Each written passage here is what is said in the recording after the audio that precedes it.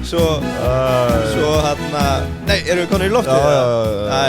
Ég ætla að segja Gaman hjá okkur núna, maður. Já, HR árin maður. Svo hérna var ég náttúrulega með lykil inn á kaffistofuna. Nei. Og það stóðu þarna 2 kennarar. Já. Og þau segja við mig, býttu, hvaða ribbald ert þú? Já. Og erum við konur í live eða? Við erum live. Já, ok, ég klára söguna kannski bara sinna. Já, svona HR saga. Já, ok. Hún var En fyrirparturinn var góður. Já, þetta var mjög gott. Kannski kom með þennan í einhvern tímann í einhverju desember þætti. Já, þetta sem hafi ekki allir verið kallaði ribbaldar af lektorum, held ég. Nei, ég segi það. Nei. Herði, já, verið velkomin að tækjónum, kæru hlustendur. Það árseiningaþáttur Pingjunar sem að fara hérna í gang. Þarna er ég dottinn inn. Já, Tengdu mig. Tengdu mig. Og já, það árseiningaþáttur og hann er stór þennan daginn. Stór þennan daginn og við fögnum því að sjálfsögðu við náttúrulega glemdum að koma inn á það. Það er bara nýjar fréttir af Jómfrúnni, svona tiltölulega nýjar. Hún er að opna í Keflavík. Já, talandi að tengja sko. En sýnist að vera í febrúar hérna á næsta ári. Já, getur maður að fara að raða í sér snittónum. Það er í Keflavík, bara í Leifsstöð. Já. Og ég er búinn að sjá þessa mynd af fyrirhugum stað sko. Þetta lítur ekkert eðlilega vel út. Lýstu þessu fyrir mér. Hvað er Kobbi? Er Jakob hann? Hann var reyndar ekki á myndinni. Nei. Verður við ekki prent út mynd á hann? Ég held að svo er það. Fá hann upp á vegg hérna. Ég held að það sé náttúrulega eina vitið núna þegar þú ert að fara út úr landi að koma þar við og henda þér í eitt síldaplata og einn öl. Vá, það er svo stutt í jólasíldina sko. Já. Ég held að fólk gerir sér ekki grein fyrir. Ég er illa peppaður. Það er ekki, sér það. Já. Og við erum náttúrulega að fara á Jómfrúna jólin og nú getur fólk fengið sér síld bara í Leifsstöð. Já, þvílíkur munaður. Þetta getur orðið einn besta landkynning sem að Fríhöfnin hefur valið. Já, íslensk-dönsk landkynning. Já. Svona fusion. Ég segi það, en við þökkum Jómfrúnni að sjálfsögðu kærlega fyrir dyggur samstarfsaðili. Og frábær matur. Já, er annars eitthvað nýtt í þessu hjá þér? Sko, bara til að tengja, við erum að tengja og þú talaðir fusion. Já, það var strendað þú en. Já, talaði ég það? Já. Það leggja mér orðið í munni hérna. Sko, það er eitt sko, bara til að koma inn á með Payday, samþættingarnar. Fusion, tengja, samþætting. Þeir kalla þetta samþætting. Herðu. Og þetta er svolítið merkilegt. Ég held að fólk gerir sér ekki grein fyrir því. Þú ert að byrja að selja á netinu. Þú ferð á Shopify, hendir upp hérna greiðslugáttinni, byrjar að moka út námskeið eða hvað það er. Svo kemur þetta leiðilega. Átti ég ekki að fá einhvern reikning? Átti ekki að senda reikning? Og það er sem sagt beauty við Payday núna. Það er komið samþætting og hefur í rauninni verið í langa tíma. Ég held bara að fólk gerir sér ekki grein fyrir hvað þeir að fara að spara ykkur mikinn tíma. Fylgar vittir á þessari lausn. Á þessu kerfi? Þetta er algjörlega galið sko. Svakalegt sko. Þeir eru bókstaflega allar leiðir færar. Já, og svo til að tækla nöldrana, það kemur alltaf einhver nöldur, já ekki hægt, ég er með WordPress. Já, býta aðeins, heyrðu, þau eru búin að integrata við WooCommerce. Já. Þannig að ekki væla, það er hægt að senda bara sjálfvirt kröfur eða reikninga þegar ég keypti ekki um WooCommerce. Já, ég nota Shopify, já, það er komið. Það er reyndar engin með Shopify, það eru meira WordPress típuna. Heyrðu, þau eru með samþættingu við Sales Cloud. Já, talandi Sales Cloud, við fengum ábendingum maður. Já, við fengum aðhald. Já. Það er spurning, við fengum aðhald. Það var bara sæll Arnar. Já. Oft hefur drullað á þig, en aldrei sem fyrr. Þetta var voðalega, hafði samband eitt stjórnandi. Já, og var að benda okkur á að feature requesti mitt er í rauninni bara komið. Já, mitt. Og ég ætla líka að benda það, ég fór í Löður helgina. Og þar er þetta komið líka. Ég fekk kvitturinn að senda í tölvupósti. Já, frábært. Þannig að ég held að það sé verið að ryðja leiðina núna hjá flottum fyrirtækjum. Já, að fá kvitturinn að bara senda. Kvitturinn í pósti. Já. Þannig til að klára þetta með Payday, farið inn í samþætting. Og gerið sjálfum ykkur greið að tengja bara strax reikningakerfið við sölukerfið. Já. Og þá sparið ykkur töluverða vinnu. Herru, við verðum að koma inn á það. Ég var að opna póstinn, hann var bara bókstaflega að lenda, pósturinn. Ok. Frá Sales Cloud. Og það var ekkert svona stingandi ránt. Nei. En það var samaburður á milli Dynout og Sales Cloud, varandi markaðshlutdeild og sem stóðst ekki alveg á. Þú náttúrulega... Það er mín skita. Þú berð ábyrgð þar. Já, og hvað var ránt, segir? Það er bara, sko, fyrst og fremst erfitt held ég að bera markaðshlutdeild þessara fyrirtækja saman. Ok. Annað er svona, þú veist, starra í borðabókunum og hitt í kassakerfum. Þú veist, Sales Cloud er með kassakerfum kannski og Dynout með bóka. Já, já. Borðabókannar. Já, en annars er ekkert. Var það aðhaldið? Hvað segirðu? Var það eina? Nei, en það hefur náttúrulega, já, en það hefur ekkert verið reiknað út formlega. Þannig að, en þú veist, við viljum að sjálfsögðu koma þessu til skila. Já, það er rétt. Þetta er ekki kannski alveg samanburðarhæf fyrirtæki, en kvittandar vissulega. Nú er það komið á hreint að Sales-Cloud býður upp á þetta. Akkurat. Þennan möguleika. En þá held ég að okkur sé nú ekkert annað að vandbúnaði heldur en að bara þakka Payday fyrst og fremst fyrir og bara dempa okkur í þetta. Já. Kannski að minna á fréttabréfið okkar inn á pingjan.is, það er nú ný síða að koma í loftið. Já. Og þar getið þið farið inn á og skráð ykkur í pingjubandalagið og fengið vikulegt fréttabréf frá okkur í pingjunni. Og hver veit nema að það verði móli eftir þennan þátt í föstudagspóstunum? Já, það er aldrei að vita. Og það er þá til að... Já, það verður móli. Ganga á fyrirsögn hérna frá árunum sýndist mér 2000. Já. Úr 7. tölublaði Stúdentublaðsins. Já. Háskóli Íslands Hornkerling. Já, spurningamerki. Það var bara 7. tölublað. Já, 7. tölublað árið 2000. Já. Háskóli Íslands Hornkerling. Já. Veistu hver er í vinstra horninu á Stúdentublaðinu? Nei. Domino's Pizza. Já. Hugsaðir, þeir voru þar á þeim tíma og þeir verða með okkur á föstudaginn kemur að tala en allavega, það er semst verið að taka saman framlög ríkissjóðs á hvern nemanda í háskólum á Íslandi og þetta er sko framlög árið 2000 þannig er Háskóli Íslands með 400.000 krónur á kjaft og trónir Háskólinn á Akureyri á toppnum með 700.000. Hvernig er það svona með verðlag í dag? Ég hef ekki við komum staði í fréttabréfinu næsta föstudag. Við erum með svona ákveðna áætlun eða, má ekki segja það. Herðu, í dag. Já, þetta er árið 2000. Já. Við erum að taka háskólinni í Reykjavík. Já, við ætlum að ráðast beint á akademíuna. Já. Það er bara... Já, ég meina... Já, og okkar gamla heimili. Já.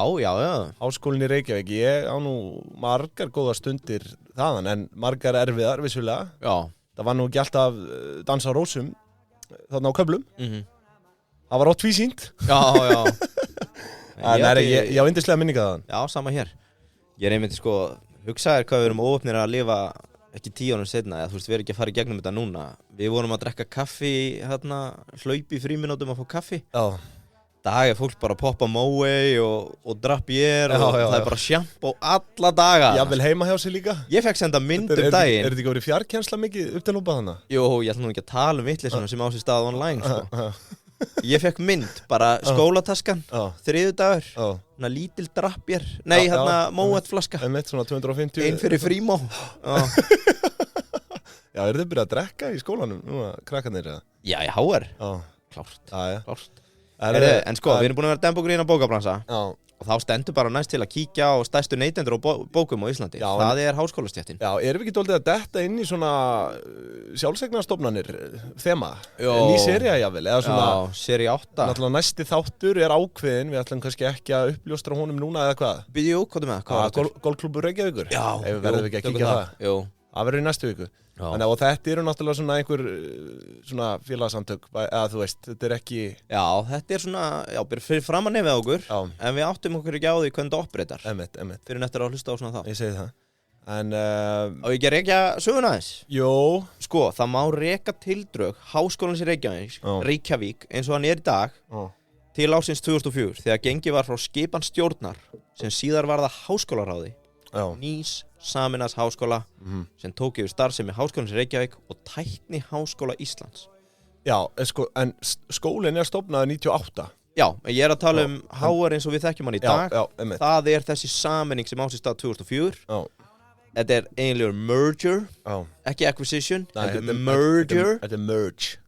En endalegu samruni átti sem þú veist, þetta er gert 2004 og þarna fer að staða vegferð að hausti 2005 muni kennsla hefjast í nýjum sameiginlegum háskóla og á þessum tímapunkti voruð ekki komin í á Menntaveginn. Nei, í Nauthólsvíkina. Þarna að sitja af stað vinnu við að fá úthlutaða lóðu eða komast í good shit real estate. Já, sæmilega þú kannski kemur inn á... Sæmilega lóðin. Já, stofnaðilar á þessum tíma sem eru í dag ennþá stærstu eigendur, það er ekkert mikið búið að vera að shoppa með þessi bréf. Nei. Þetta eru Samtök atvinnulífsins. Já. Þetta var á þessu tíma Verslunarráð Íslands sem er að ég 99% tek bara viðskiptaráð Íslands í dag. Já, Menntasjóður viðskiptaráðs sem stærsti eigandi. Já, og Samtök iðnaðarins. Já. Þessi 3 aðilar hittast, eru með flotta stjórn, mælum með að fólk flett upp stjórnina. Þetta eru sjeffar sem að sjást ennþá í íslensku atvinnulífi. Og sko að þú veist smá... ekki Halldór Benjamin þarna? Já, hann var nú ekki þarna 2004, hann er í stjórn í dag. Nei, ég er að tala þetta upprunalega háskólaráð. Þetta voru alveg þekkti leikendur í íslenskum atvinnumarkaði í dag, þannig að hugsjóna fólk á sín tíma. Já. Þetta var fólk með hugsjón, ég held að það sé nokkuð ljóst. Og ég ætla að koma inn á hérna sko að þú vilt smá lobbyista slúður. Ég var nú þarna í húsinu atvinnulífsins 3 ár. Að þá var viðskiptaráð á þeim tíma að kalla hvolpadeildin. Nú? Já. og sko, það er náttúrulega mikið ungu og öfnilegu fólki sem fer hann í gegn og svona gömlu lobbyastarnir, þeir voru ekki alveg hvolpadeildin. Já, einmitt. Er þarna á 50. Mikið ungu og upprennandi fólki. Já, ég held að hún er reyndar svona Svanhildur Hólme með þetta í dag. Hún er svona hvolpa mamma. Já, einmitt. En Halldór Benjamin er þarna á sömu hæð, hann er svona hvolpa pappi. Já, ok. Þetta er svona lobbyista djús. Sko, eins og ég segi, þarna á þessu tíma átti sér stað samstölu stjórnvöld og Reykjavíkurborg framtíða staðsetningu. Þarna fylgir auk núverandi viðfangsefna sem var verið að kenna, stendur til að taka upp nám í kennslufræði og verkfræði við hinn nýja skóla. Nemendur eiga rétt á að ljúka námi sinni í samruna það sem skuldbindingar sem skólinn hefur stofnað til. Þannig að sko svona heilt yfir var þetta ekki pínu derringsmúf, svona smá andi atvinnulífsins, samkeppni atvinnulífsins á bakvið ríkisbubbana í HÍ. Það var bara... Það var þetta ekki bara svona... Veita smá aðhald. Það létt bíf. Já. Jável. En svo náttúrulega bættist við fleiri viðskiptagreinar og lögfræði og sko þegar ég var þarna 2014, ekki byrjaðar að sulla í sjampóinu, eins og er í dag. Hvað voru þetta marga verkfræðigráðu sem voru í boði? Fjármála, hugbúnaðar, sko, það var heilbrigðisverkfræði. Heilbrigðis, svo var Það er eitthvað fleira. Svo er bara hátækni verkfræði til dæmis og fleira. Ég var náttúrulega í fjármálaverkfræðinni og var voðalega lítið að spá í öðru sko. Og sko bífið er ekkert endilega farið ennþá. Því að maður heyrir ennþá iðnverkfræðingarna úr HÍ. Já. Þetta ekki verkfræði. Já, einmitt. Það er mjög algengt sko. Heilbrigðisverkfræði, hvað er það? Iðnaðarverkfræðingarnir sko. Það var aðalega samt verið að skjóta á rekstrar og fjármálaverkfræðina. Það er svona kannski það sem er sambærilegast þarna milli skóla. Og það eru þarna, það er ágætið snobblevel á iðnaðarverkfræði deild þarna í HÍ. Já, tökum aðeins snobbið. Svo ég tali bara frá persónulegri reynslu hérna, við erum náttúrulega fyrir nemendur. Og þú veist, það má alveg segja að það hafi verið sama með lögfræðina. Sko, ég var hérna á þessum tíma, þegar HR er stofnaður, þessi sameining, og fyrir þetta, þá var bent á það voru 4 lagadeildir á Íslandi stofnaðar, sko. Það er HA, HR, HÍ og Bifröst. Og þessum tíma var verið að benda á að það eru jafn margar og í Noregi. Já, bara öllu Noregi. Já, þannig að þú veist, það voru jafn margar lagadeildir á Íslandi og í Noregi. Það var einn hérna lagabubbi að segja með þetta. En manstu einmitt snobbið, sko, snobbstíginn í lögfræðina þessum tíma var HÍ.inn, svo horfðu þau niður á HN-inga og HN-ingarnir horfðu niður á Bifröst. Ég veit ekki hvar HA var á þessum lista. Nei. En ég man bara, það var bara talað sko, bara pappírsgráður úr Bifröst, sko. Bara fékkst þetta með morgunkotni. Ég varð ekki vitni að því, en maður hefur svona, þú veist, þetta er umliggjandi, sko, þetta... Svona menta bíf. Þetta bíf þarna milli HÍ og HR og HÍ lítið niður á gráðurnar í HR, sko. Sem er samt svo vitlaust, sko, að þú veist, nú er ég kannski ekki í stöðu til að ræða hvernig námið er í HÍ, en þú veist, HR hefur haft orð á sér sem svona nýstálegri, þú veist, meira modern, sko. Praktikinn versus teórían. Já, teórían dálítið, sko. Og hérna... Ég verð nú að segja og ég sjálfur hef bara góða reynslu úr HR upp á bara svona alls konar sköpun og annað, þó ég sé í deild verkfræði sem að svona þykir nokkuð teórísk, sko. En það var alveg nóg að bara svona, þú veist, svigrúm fyrir skapandi hugsun og annað í hérna þínámi. Talandi sköpun, ég verð nú að segja, sko, það eina sem að ég get státað af að hafa gengið í gegnum HR var að ég vann smásögukeppnina þegar Rómur háskólablaðið var stofnað. Já, og svo líka fékkstu spons á ritgerðina þína. Já, ég sponsaði það. Já, sem þú ert örugglega eini bara í sögu HR sem að seldir auglýsingu á ritgerðina þína. Já, te og kaffi. Nei, kaffitár segi ég.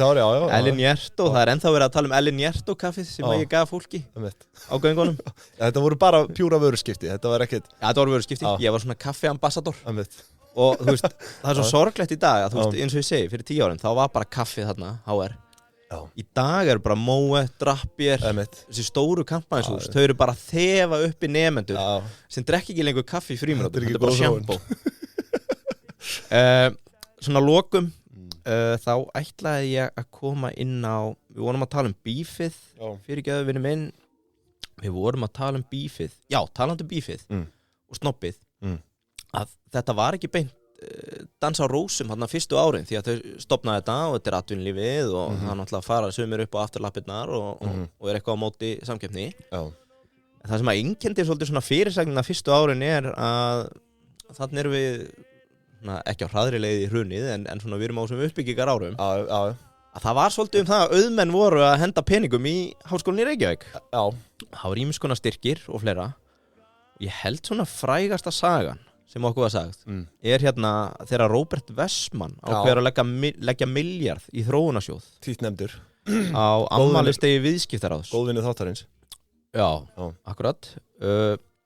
Og sko, það sem fylgdi síðan sögunni var að það gerist eitthvað þarna á milli loforðsins og framkvæmdarinnar. Já. Ég held að það hafi bara ekkert fylgt almennilega sögunni hvort að þessi milljarður hafi skilað sér á endanum. Já, þú meinar? Já. Hefur einhverja staðfestar heimildir? Ég hef ekkert. Við gætum þurft að fá eina engisbrettu til að bara fara yfir þetta með okkur.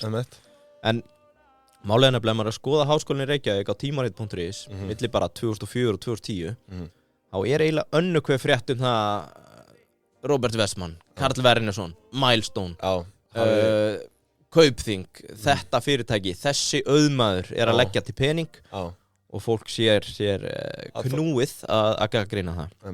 Já, það þótti hipp og cool. En ég meina, Alvotech er til dæmis með stjórnarmann. Já. Já, þess að ekki Alvotech, varaframkvæmdastjóri, Alvotech. Já, situr í stjórn. Mögulega bara, er þetta alltaf að skila sér á endanum? Já. Bara til að gefa HR smá kredit í dag. Þetta er í dag hagfræði, iðnfræði, byggingafræði, íþróttafræði, lögfræði, MBA, MPM, sálfræði, tæknifræði, tölvunarfræði, verkfræði, viðskiptafræði sem við erum að kenna.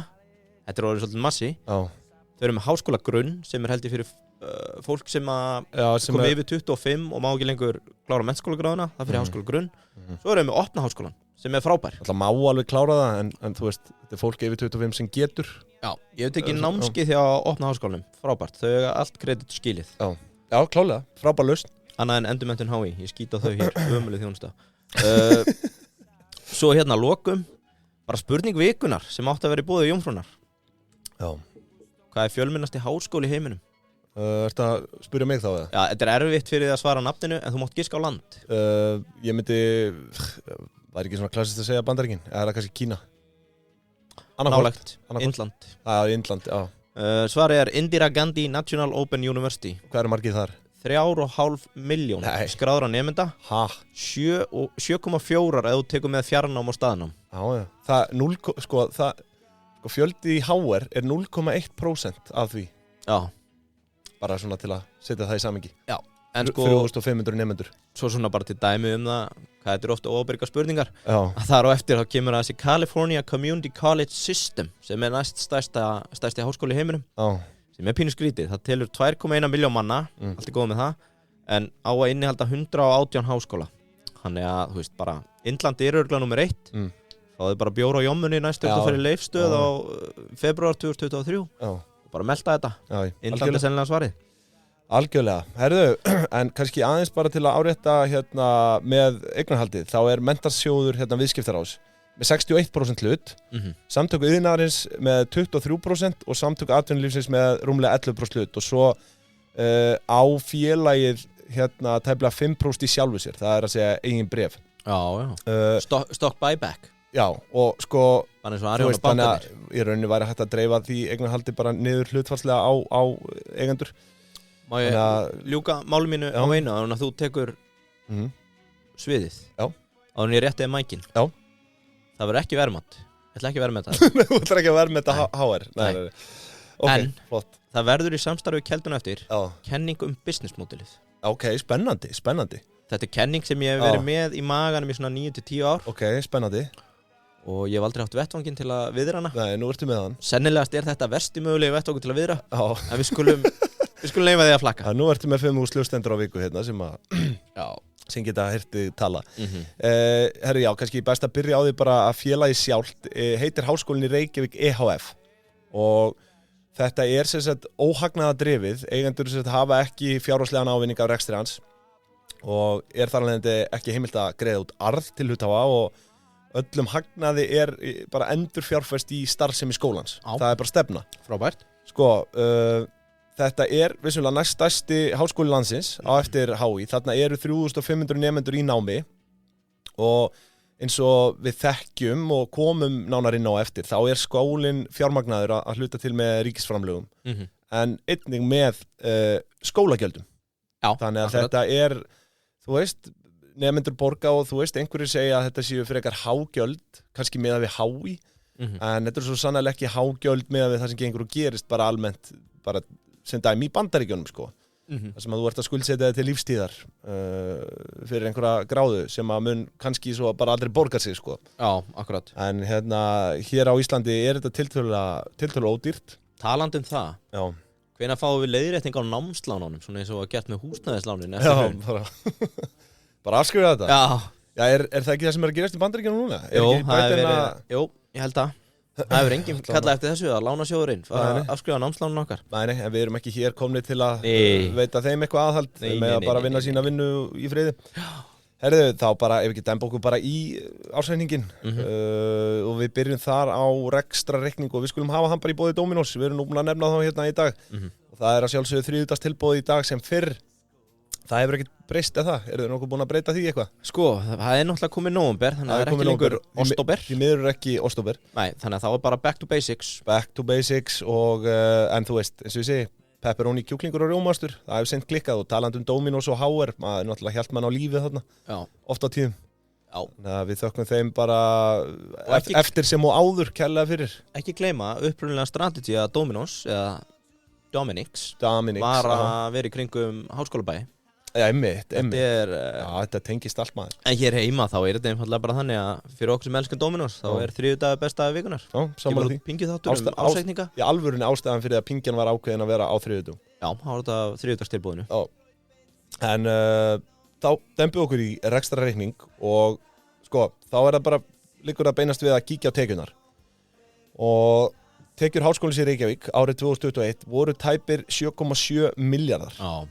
Akkurat. Og sko ef við kíkjum aðeins á söguna með tekjurnar að þá má sjá að tekjurnar eru búnar að vera aukast svona nokkuð taktfast síðustu 2 ára á undan voru þetta svona rúmlega 5% hækkun á milli ára en að vaksa óvenju mikið á milli ára 2020 og 2021 rúm 12%. Það segja svolítið. Og já, COVID. Já, sko, aukningin sem að vega þarna hæst hlutfallslega og í raun líka bara í krónum rannsóknarstyrkir og aðri styrkir. En mig grunar að þessi aukning sé að hluta tilkomið vegna þess að þau buðu upp á sumarstörf fyrir nemendur sem að var einhvers konar svona mótvægisaðgerð vegna atvinnuleysis í COVID. Akkurat. Og það náttúrulega var ríkið að dæla einhverjum meiri pening í það. En vissulega má ekki draga úr því, sko, HR búið að koma sér efst á lista yfir þá háskóla heimsins sem hafa hlutfallslega mest áhrif með rannsóknum sínum. Nú, það hefur verið vitnað mest í vísindagreinar starfsfólks HR af öllum háskólum heims sem miðað við fjölda starfsfólks. Ok, þetta svona per capita champions. Já, þetta alltaf svona per capita dæmi, en þetta þá væntanlega, þegar ég tala starfsfólk væntanlega mest megnis kennarar og stjórnendur við skólan. En enga síður stórbrotin árangur og sko ég tek eftir því líka styrkir til erlendra rannsóknarverkefna að fjórfaldast milli ára 2020 og 2021 svo það vegur væntanlega líka þungt í þessa aukningu á styrkveitingu. Já. En bara til að gera svona tekjunum nánari skil 2021 þá skiptast það niður á eftirfarandi hátt. Það framlag ríkissjóðs til kennslu og rannsókna. Akkurat. 4,1 milljarður. 53,3% af heildartekjum. Svo það skólagjöld og aðra tekjur, það tæpið 2,6 milljarður. Hér skólagjöld væntanlega yfirgnæfandi hluti, þessar aðra tekjur og líklegast, þú veist, bara einhver, endurtæktapróf og fleira, sem fólk bara borgar dýrum dómum. Endurtæktapróf eru líkil orð í kenningunum minni business model. Ok. Hlustiði nú. Komum nánar inn á það. Bara eftir smá. En sem sagt, skólagjöld og aðra tekjur eru 33,3% af tekjum, bara nákvæmlega 1/3. Og svo lokum rannsóknarstyrkir og aðri styrkir sem ég nefndi hérna áðan og það rúmur milljarður króna og undir það falla ýmist bara erlend og innlend rannsóknarverkefni ásamt öðrum styrkjum sem ekki nánar skilgreind, en þetta gerir 13,4% af tekjum. Og hérna blasir bara við, þau eru fjármögnuð 53,3% af ríkinu. Já, akkurat. Framlag bæði til kennslu og rannsókna. En viltu koma inn á þetta tekjumódel eitthvað núna? Eða? Nei, ég ætla að vera með það í lokin. Okay. Við skulum bara klára yfirferðina. Já. Viltu eitthvað, ég með Versló og HÍ til samanburðar. Já, einmitt, skemmtilegt. Þú veist, á ég eitthvað... Nei, við skulum bara koma með það eftir. Já, ok.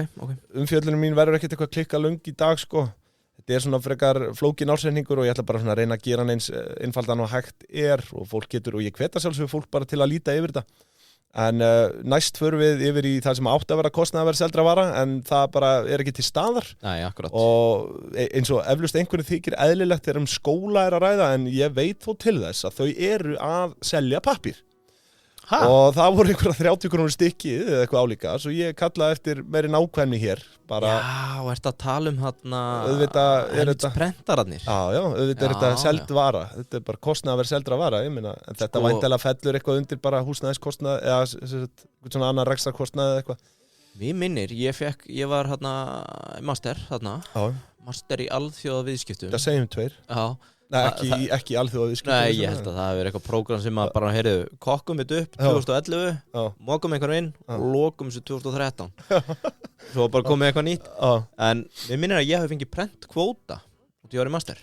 Já, það... Getur það ekki? Jú, það eitthvað þannig, fær einhvern prentkvóta og svo þarf þetta að kaupa aukalega þegar hann búinn og ég náttúrulega, þú veist, spanderaði honum bara fyrstu vikunni og þurfti alltaf að kaupa meira og fleiri blöð Djúvill væri gott að vera með prentkvóta miðlara í hár í dag. Og þetta nýttist ekkert að endingu það einhver getur verið að miðla prentkvóta. Mátt fá mitt hérna. En já. Hvað sagði það að blaðið kostaði? 30? Ég man það ekki, þetta var eitthvað tíkall upp í 30, ég held að lit hafi verið 30 eitthvað. Ég man það ekki. 10% í kommiss, þetta er fínt business í HR. Borga sjampóflösku fljótt svona. Já. En þá skulum við bara skríða yfir í launin. Laun og launatengd gjöld telja rúma 4,8 milljarða sem náttúrulega bara hörku númer.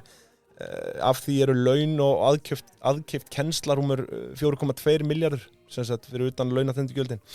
Og ef því deilt niður á þau 328 virku stöðugildi eins og það heitir hérna í ásækningum hjá þeim. Þá erum við að fá laun upp á tæplega 1,1 milljón á mánuði á meðaltali per starfsmann. Já, þannig að þú sér það ekkert volæði í akademíunni. Nei.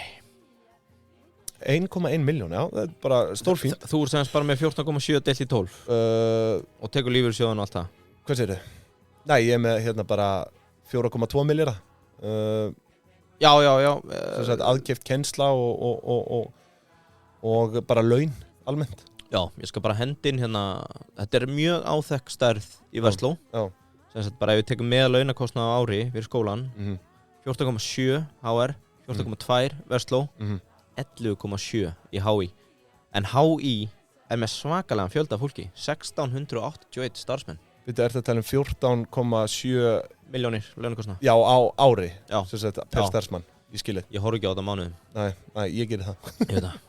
En allavega. Það munurinn á mér og þér. Skemmtilegt, við skulum demba okkur hérna í EBITDA og það kannski rétt að taka það fram auðvitað það sem ég hefði átt að gera í byrjun að við erum að skoða samstæðureikning Háskólans í Reykjavík. Ekki bara móðurfélagið sem sagt Háskólinn í Reykjavík EHF, félagið á sem sagt Grunnstoð EHF og Bakhjarlar HR EHF og Grunnstoð EHF í raun félagið sem heldur utan fasteignirnar. Til dæmis Menntavegur 1 þar sem skólinn stendur þarna bara í Nauthólsvíkinni og Bakhjarlar HF Bakhjarlar HR EHF heldur utan sjóði sem styrkja verkefni til rannsókna, kennsluþróunar, nýsköpunar og fleira. En allavega EBITDAn, hún bullandi jákvæð á samstæðunni sjálfri, einhverja tæpar 880 milljónir króna, en rúmlega 240 á móðurfélaginu. Og að því sögðu, þá skulum við færa okkur aðeins yfir í afkomuna. Þá kemur í ljósa móðurfélagið, það að segja skólinn sjálfur í raun að skila hagnaði upp á 112 milljónir fyrir áhrif dótturfélaga. Já. En ef við skoðum þá samstæðuna með dótturfélagunum inni, þá erum við að sjá heildartap, þetta bara heljarinnar, þetta 345 milljónir króna, heljarinnar, þetta svo sem ekkert eitthvað klikkað hátt taphlutfall, en við að þau að hagnast sem skóli, að þá eru þau að tapa slatta þarna og þetta stafar af alveg fáránlega háum fjármagnskostnaði. Já. Og það á dótturfélaginu sem heldur utan fasteigna, grunnstoði HF. Þar eru vaxtagjöld og verðbætur 926 milljónir króna. Á ári? Já, þetta ár 2021 og þetta auðvitað rústar rekstrarreikningi samstæðunar og það ekkert að undra en lánið verðtryggt upp á 12 milljarða. Og þarna 2021 var verðbólgudraugurinn auðvitað svífandi yfir vötnum eins og við vitum.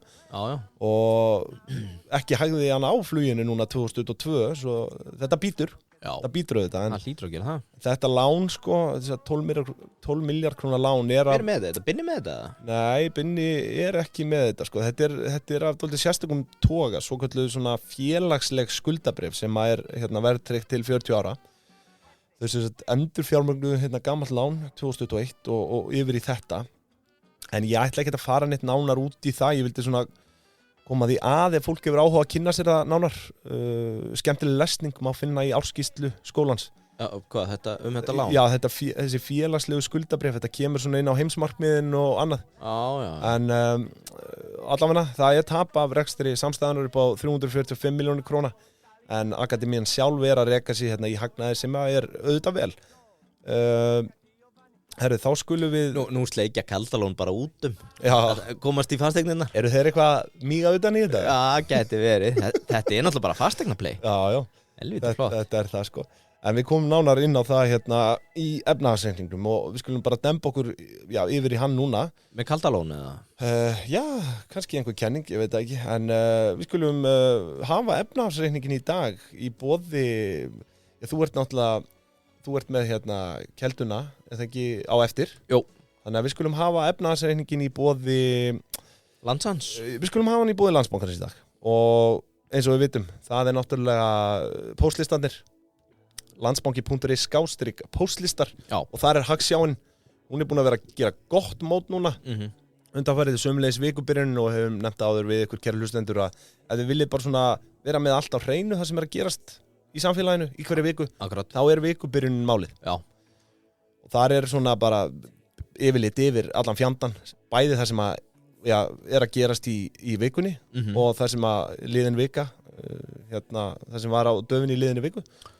Já, þetta svona tvísýnt eða tvennt. Eða langar í eitthvað svona take á eitthvað efnahagsmál sem hún veist að er flókið en hún færði á mannamáli. Hagsjáin. Ekki spurning. Hagsjáin. En vikubyrjunin, hún núllstillir svona kúruga eins og okkur. Já, og líka bara með yfirlit yfir nákvæmlega allt sem að þarf að vita. Alla fjármálametrika. Þannig að við hvetjum ykkur ef þið vilja vera klárari en í daginn í gær, segir maður það ekki? Jó. Á kíkið á póstlistana.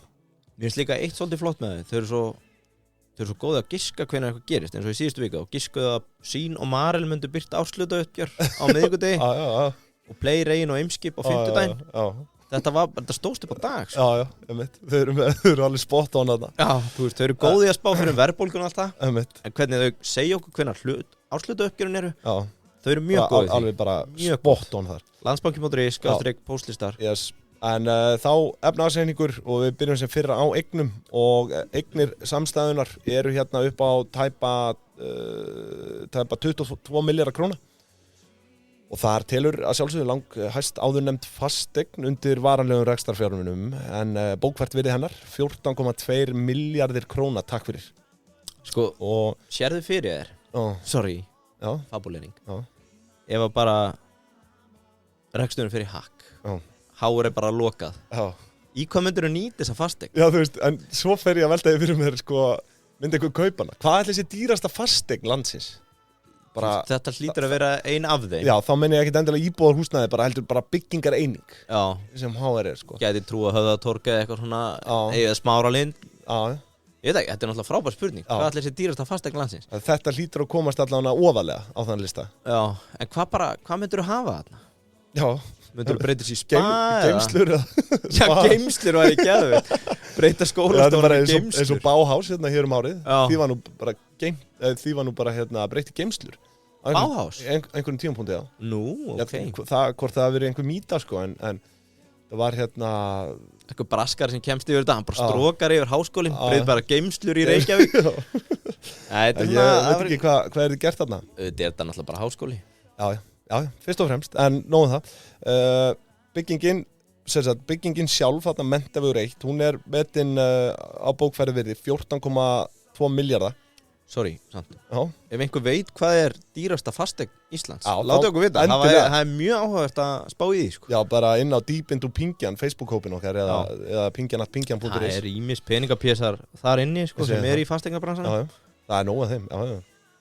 En, sko, 14,2 milljarða bókfært virði og það er í rauninni farið í endurmat á eigninni í árslok 2020 svo það má áætla að þetta sé nokkuð svona ferskt verðmat á eigninni. En svo eru fleiri varanlegir rekstrarfjármunir áhöld búnaður og innréttingar á bókfærið virði 378 milljónir. Svo tæknibúnaður fyrir rúmar 250 milljónir en auðvitað er búið að kaupa fyrir talsvert meira. Þetta er náttúrulega bókfært virði. Já. Búið að afskrifa slatta. En samtals eru varanlegir rekstrarfjármunir 14,8 milljarðar. Svo eru fleiri fasta fjármunir eins og byggingaréttur upp á 3,1 milljarð. Þessi byggingaréttur er réttur til að nýta land í kringum HR og þá aðeinslega sýnist mér þarna í kringum háskólagarðana. Og þessi byggingaréttur var metin af óháðum aðeila upp á 3,1 milljarð. Það er kannski réttast að taka það fram að dótturfélagið, grunnstoð, það á fasteignir í kring sem eru ekki farðar undir varanlega rekstrarfjármuni, heldur fjárfestingareignir. Já. Og þetta eru fjárfestingar eða fasteignir eins og Nauthóll, veitingahúsið fyrir aftan skólan og auk þess tvær af stúdentablokkunum sem eru þarna nýreistar, Nauthólsvegur 83 og 85. Býtu eiga þau það? Já, allavega þetta er flokka sem kennara íbúðir í ásækningum hjá þeim, sko. Hvað með þarna helvits braggan? Það kemur allan ekki fram í samstæðurreikningun. Reykjavíkurborg hlýtur að bera ábyrgð á því. Já, var það ekki? Það var þannig. Já. Þau lentu í havaríinu með þarna stráin. Já. Manstu ekki eftir því að hafi borgað einhverja fleiri milljónir fyrir þessi strá? Já, ég man eftir þetta var algjört fokka. Já. En saman eru þessar fasteignir, þessar fjárfestingarfasteignir á bókfærið virði 680 milljónir króna. Nú, svo eru einnig áhættu fjármunir, eignarhlutir í öðrum félögum upp á 18 milljónir, en þetta eru allt svona hlutdeildarfélög og þeir eru einungis tengd bara rannsóknarverkefnum eða svona samstarfsverkefnum skólans. Já. Allavega, þá telja fasta fjármunir samstæðendar samtals 18,7 milljarða. Þau eiga nú samt alveg í skemmtilegum fyrirtækjum. Já, þetta eru svona þessi hlutdeildarfélög. Já, þau eiga 17% í Klag Innovit til dæmis sem er startup eitthvað. Já. Ísland eða startup Reykjavík. Ég þekki það ekki, ég fór ekki nánari rannsóknarvinnu á því, sko. Sko, Videntifier, það er held ég að vinna fyrir Facebook eða Facebook ætlaði að kaupa. Já. Einhverjum svona myndgreiningar fyrir þú veist, ég held þetta hafi fyrst komist á koppinn fyrir Interpol. Greina eitthvað svona ólöglegt efni sem hefur notkun annar staðar. Þannig að þú væri ekki með fólk að horfa á það. Heldur að Videntifier búið svona myndgreina, við höfum séð þetta efni hér áður. Vá, pældi. Bara barnaklám og eitthvað viðbjóður. Það væri alvöru innspýting í háskólakerfið ef að eitthvað svona fyrirtæki er selt bara á big bucks. Já, ég held ég sé ekki fara með rangt mál. Nei, við skulum henda engisbrettin á þetta og fyrir ykkur sem ekki vita þegar þetta hljóð heyrist, þá ég veit nú að Freyr er að hlusta, sko. Henda fram einhverju í svona kæruleysi og jável léttúð líka. Já, hérna er þetta Klag Innovit becomes Icelandic Startups. Hvað sagðu við? Startup Reykjavík, Startup Iceland. Þannig þetta heitir Icelandic Startups í dag. Áhugavert.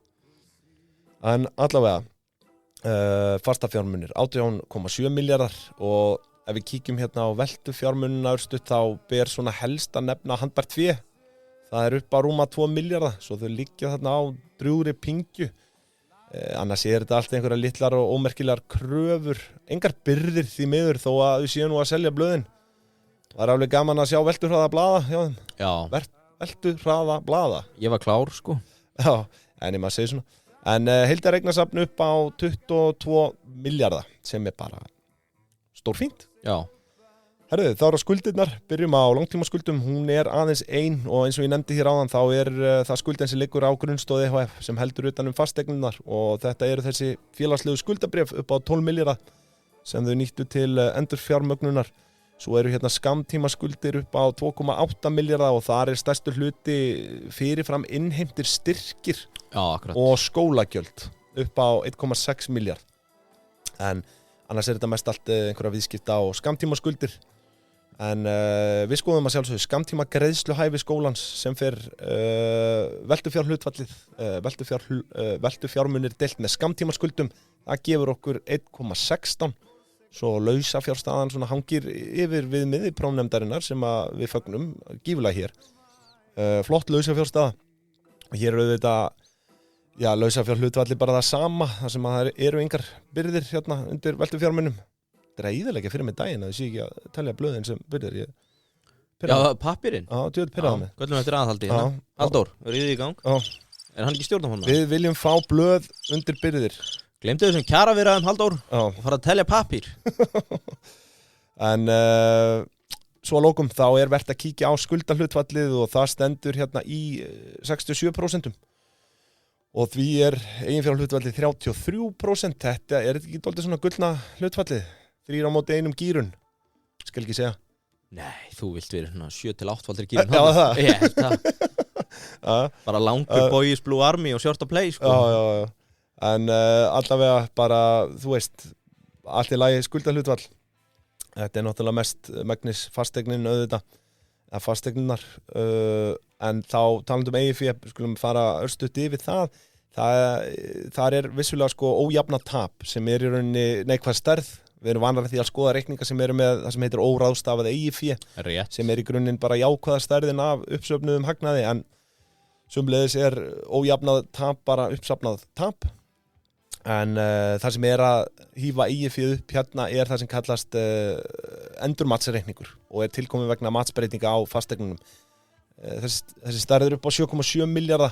Þetta ekkert litlar upphæðir sem við erum að ræða þessum þætti. Nei, þetta sko, og þessi endurmatsreikningur, þetta safnast upp bara í hvers skipti sem að bókvært virði fasteignuna leiðrétt, fært upp í virði. Ég myndi líklegast missa ykkur ef ég ætlaði að fara að útskýra þetta eitthvað nánar, svo ég ætla ekki að vera að gera það, en þetta flókin ársreikningur, en mjög góð æfing myndi ég segja, ef þið viljið fara, já, bara, hvað myndi maður segja, bara færa ársreikningalesturinn upp á svona hærra plan.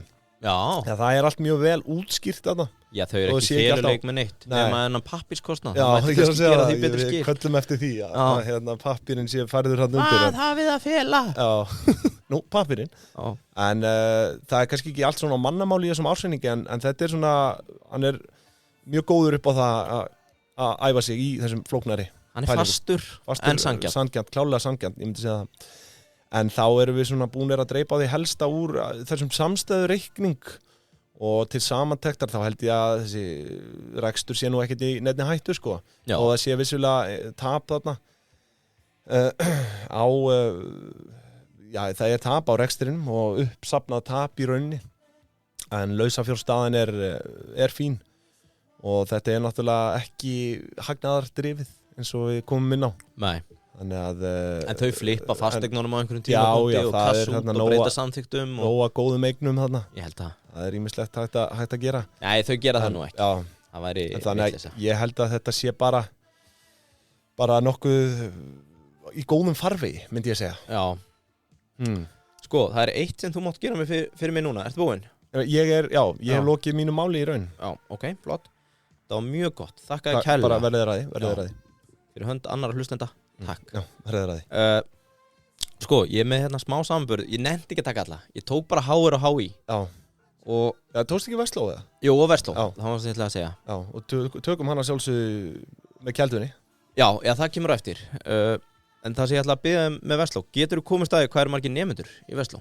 Getur einhvers stað að sé það í fljótu bragði? Ég er með 336 gráð, ég held að sé 2 gráð. Nei, það eru fleiri. Já, ég vissi að ég var út á túni með þetta. Sko, til að halda hlustendum við efnið, HÍ er að velta 26,8 milljörðum. Þegar þú byrjar að hlusta, þá heyrður að HR 7,6 eða 7 miljardar og þú varst amazed. HÍ, hvað er það? Innan við kilometri frá. Já. Það er bara svona eins og Saurons Eye að horfa yfir á. Við veltum 26,8. Nei, 8 jördum. Það er svakalegt. Já, og sko, þeir eru að borga 19,8 miljardar í laun á ári. Bara til að gefa stutta.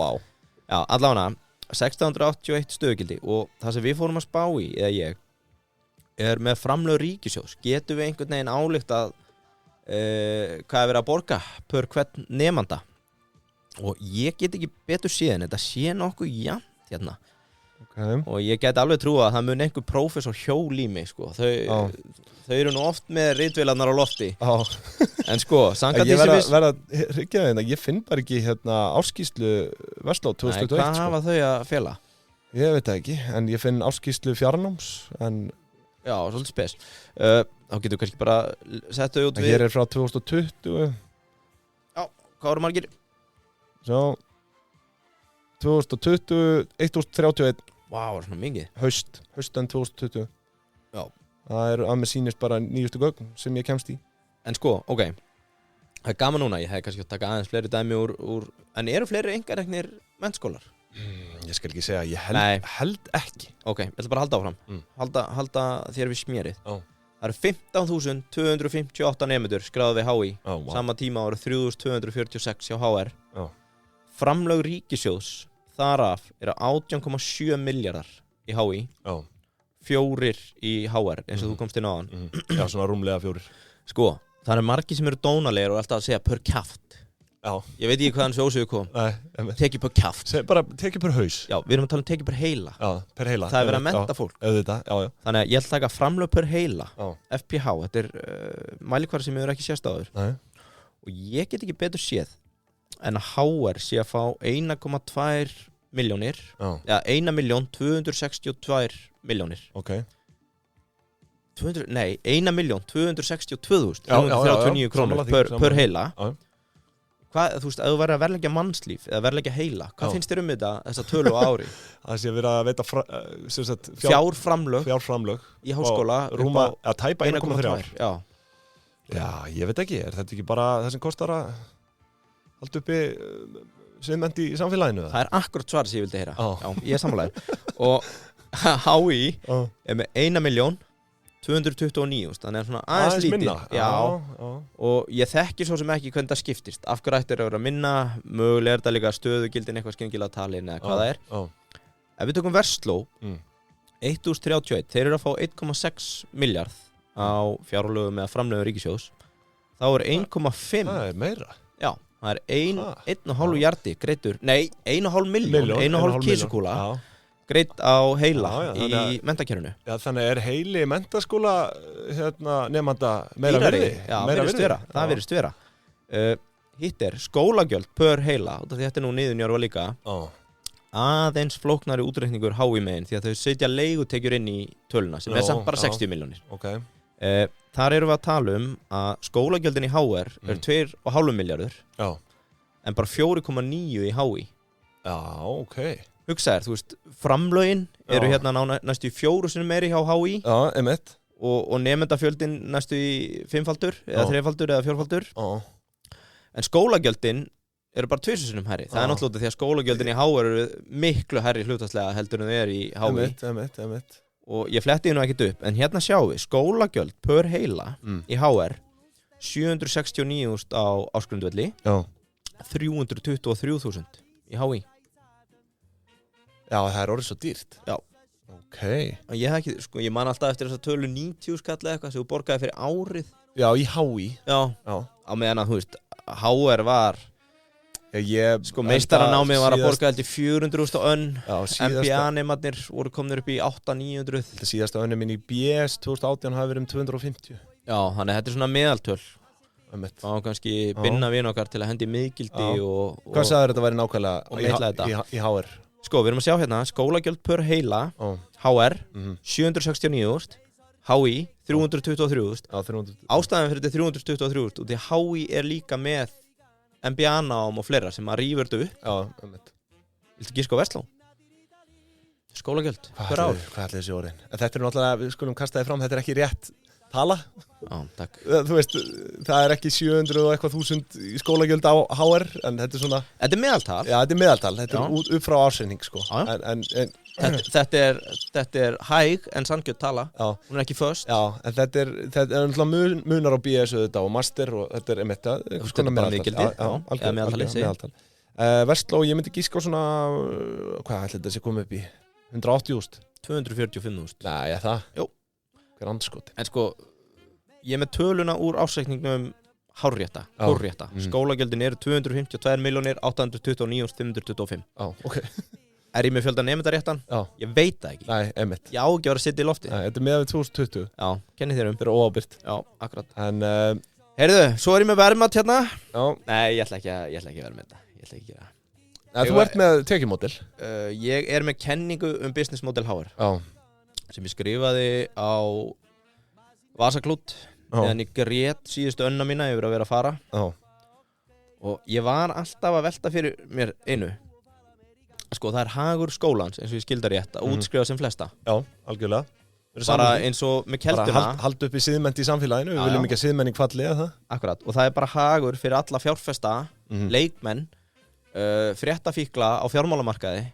Að fara inn á kelduna 2-3 ára dag bara til að vita hvað er að gerast. Hjartingu. Þú vilt fjármála vit. Það er partur af þessari siðmennt. Já, og þannig að þessi kenning business model HR er unnin í óformlegu samstarfi við kelduna. Við erum í samstarfi við kelduna en þeir viti ekki af kenningunum business modeli. En ég er alveg vissum að Lentzarinn, hann skrifar upp á þetta. Hann myndi gera það. At gunpoint allavega. Sko, hagur háskólans því sem ég kemst næst er að útskrifa sem flesta. Þú færð greitt fyrir hvern útskrifaða nemenda. En og það var reyndar ástæðan líka fyrir að tekjurnar voru, sko, þau byggust við, gerðu áætlun. Tekjurnar voru rauninu talsveit herri heldur þau gerðu ráð fyrir vegna þess að það voru fleiri sem útskrifuðust þetta ár 2021 höfðu gert það ráð fyrir, sko. Já, ok. Þannig að, já. En, það er alltaf en. Já, það er alltaf en. Nú eru komnir í Vasaklútin. Já. Frá 2014. Bara grátur á honum, tár. Rigning tárum. Tár á hvarmi. Já. Til að maximæsa lifetime value á hvern kuna sem lappar í gegnum HR. Hvað er þetta? 8 annir? 12 annir? Já, það fer eftir 6 annir? Eða 3 ára námi? Hvort þú farir í master eða BS líka? Sko, þú veist, það er greitt skólagjöld á hverjum. Svo farið kannski greitt frá ríkissjóði fyrir hvern útskrifaðan. Þannig að þú ert svona komið með tekjumódelið. En til að maximæsa, þá hafði ég kenning það. Það væri búið að stilla upp gildrum. Og það væri innbyggðu hvati í kerfið. Að ef þú hefur þokkalega hátt hlutfall nemenda sem fellur alltaf á lokaprófum þá þarf það að borga fyrir endurtökuprófin en nær svo áfanganum og heldur áfram. Og það sem ég skildi aldrei voru svo sögur eins og bara ég fór í gegnum einn áfanga. Það var 80% fall á lokaprófi. Þetta er bara erfiðast að prófa allar tíma. Það eru einhverjum áfangar sem eru bara þekktir fyrir að fella fólk. Já, akkurat. Og hvernig getur það staðist að falli 70-80%, sorry, ekki lækki í mig núna. Þú ert að öskra svo mikið. Að svo hríðfellur fallprósentan í endurtökunni þegar allir sem fjallu eru búin að borga endurtökuprófið þá er þeim hleypt í gegn. Þetta var kenningin. En maður smyr sig, þú veist, maður smyr sig. Þetta er náttúrulega gömul mýta að endurtekta prófið sé léttara. Já, akkurat. Af hverju er það? Út af því að það er hvati skólans að hleypa þér áfram í gegn. Já. En við viljum ekki hleypa hverjum sem er í gegn. Nei, kannski ekki. En maður smyr sig, þú veist, það læriðu sem sagt allir svona rosalega vel fyrir endurtökuna. Eða var seinna prófið, kannski aðeins léttara. Já, þetta er kenning á þetta sem er verðt að spyrja það. Ég hágrét þegar ég skrifaði þetta. Þetta var tilfinningaþrungi stund. Já, ég var nýfallin í einhverjum lögfræðáfanga og ég grét svo mikið. Þetta er erfitt, þetta er ekki alltaf dans á rósum. Ég er að tjóka, ég fjall aldrei. Nei. Jú, ég fjall í einum áfanga. Já. Við erum ekki konur hingað til það. Og þá skrifaði þessa kenningu í reiði. Ég held hún ekki við neinn rökastíðast. Nei, þú veist, þetta er bara sjálfsög engisbrettan. Þannig að fyrir ykkur kæru nemendur, Shampoo heilar, alumni of University of Reykjavík. Takkið bara á okkur fallið, borgið endurtökugjaldið, endurtakan er auðvildari. Það er bara... Skulum leggja upp með því þetta. Ætlum við fáum einhvern tímann að halda ræðu þarna við útskrift? Nei, ég held að það sé enga líkur á því. Ára Arnar Þór Ólafsson. Hann heldur út um hlaðvarpinu Pingjan. Erum við að fara í, bara, þú meina sem svona heiðurskestir? Já, vel í svona slopp. Já, bara í slopp og sulla sjampó í liði. Já, við erum einir af þeim sem að fórum í nám sem við erum ekki að nýta í dag. Já. Jú, hvað, auðvitað erum við að nýta það hér. Já, það nýtist eitthvað. Heyrðu, við erum að nýta það hér í beinni. En heyrðu, við segjum þessi þá bara lokið og þetta var náttúrulega sjálfsög í boði Keldunar sem er auðvitað bara mjög heitt núna. Keldan er heitt þessar myndir. Það er nýtt útlit, rafmyndindar komnar neðst. Og bara allt grænt á mörkuðum. Allt grænt á mörkuðum líka, já. Getur í grænt sokkur. Allavega þegar þetta er tekið upp. Já. En heyrðu, Keldan, kæra þakki fyrir. Og sömulegis þið kæru hlustendur, við segjum þess að það bara lokið hérna hjá okkur í dag og ég er ekki eins og vissum hvort ég ætla að enda á að segja takk í kvittun vegna þess að nú er þetta bara það er að vera rafrænt náið í appið. Já, getið fengið tölvupóst. Munið að fá tölvupóst. Góða viku, bye.